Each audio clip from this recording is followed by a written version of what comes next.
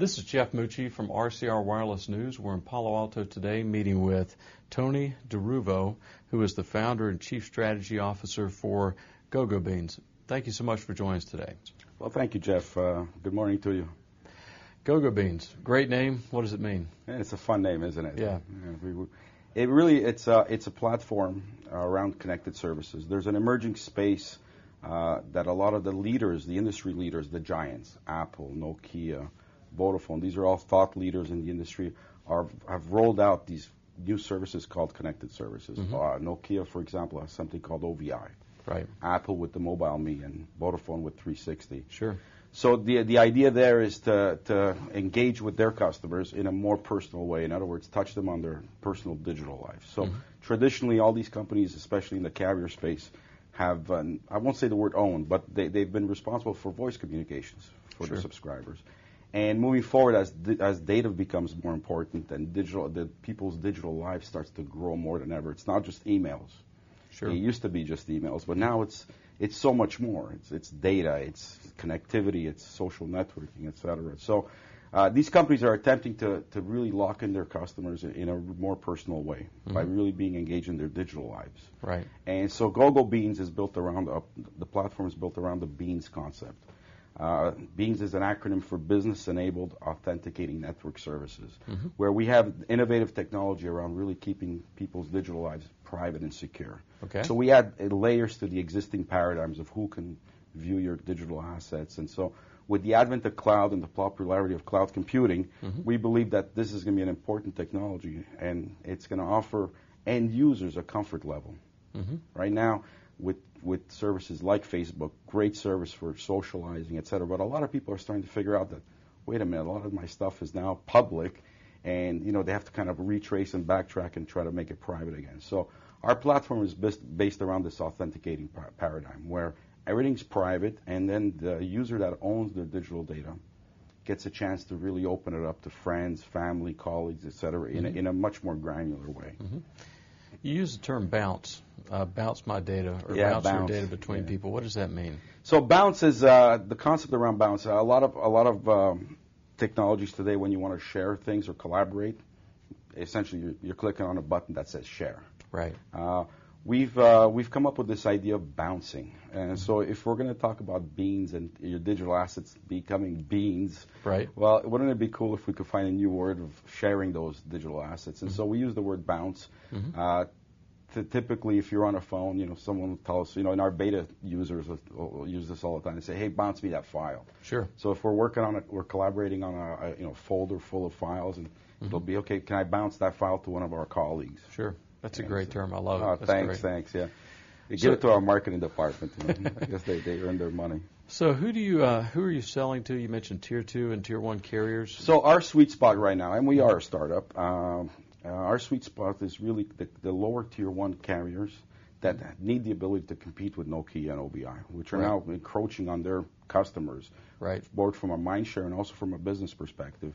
Or they need to compete in markets that Vodafone is in. So the lower Tier 1s and the Tier 2s, for instance, that don't have the wherewithal and the capital to build these type of services, they're quite involved services. It's not as trivial as it sounds. And so we offer that to our customers, our carrier customers.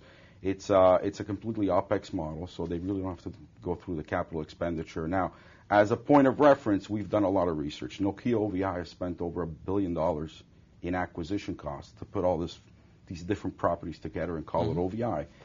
So that's well outside the reach of most carriers in terms of building it out. So our customers are typically Tier 2s, lower Tier 1s that don't want to get involved in setting up their own service and want to kind of leverage what's been done on the Web 2.0 space, which is where we come from. That's basically where we see the bulk of our business, and of course there's OEMs in the OEM space that are not the Nokias. They're somewhere in the lower top tiers. Right. Same idea. Why build it when you can just brand it with GoGoBeans and do a white label solution? Does this replace the App Store, compete with the App Store, or complement a carrier's app store?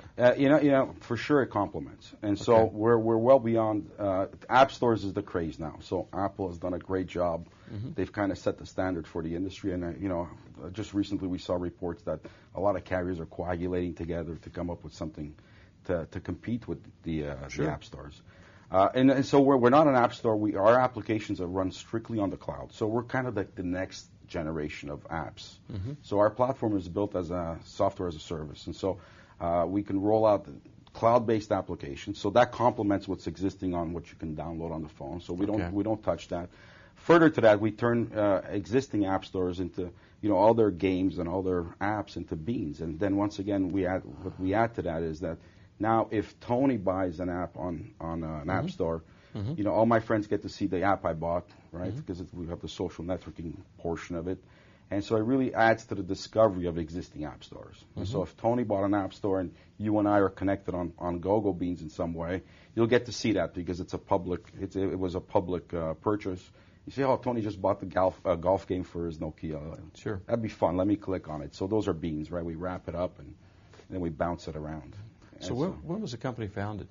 Company was founded about 2.5 years ago. And how are you funding operations today? So we've had seed round. So the seed round was responsible for building the technology, and then we've been basically all the principals have been bootstrapping the company completely. That's great. So we're basically extremely lean and mean. Nobody's taking a salary, and we're all working really hard because we believe in this. We think that GoGoBeans and these type of services will be not just the future financially for our shareholders, but we also truly believe that it is the next generation. We're out there to really help people get control of their digital life. That's great. And what were you doing before you founded GoGoBeans?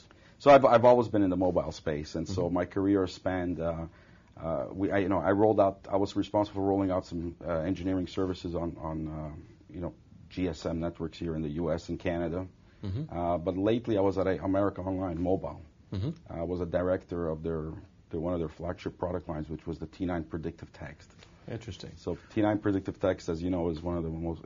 I think it's in the Guinness Book of Records as one of the most used software in the world. Do you have an engineering background, a marketing background, product background? What's your background? So my background, education-wise, is engineering and business. Interesting. So I've done both. My early career has been strictly engineering, and then I've transitioned over to product and marketing.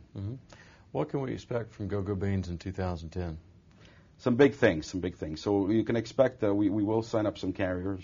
We are a global company, and so we have a presence already in Australia and Asia. We got some really strong folks building out the teams in those regions, and so I expect one or two real good, solid customers.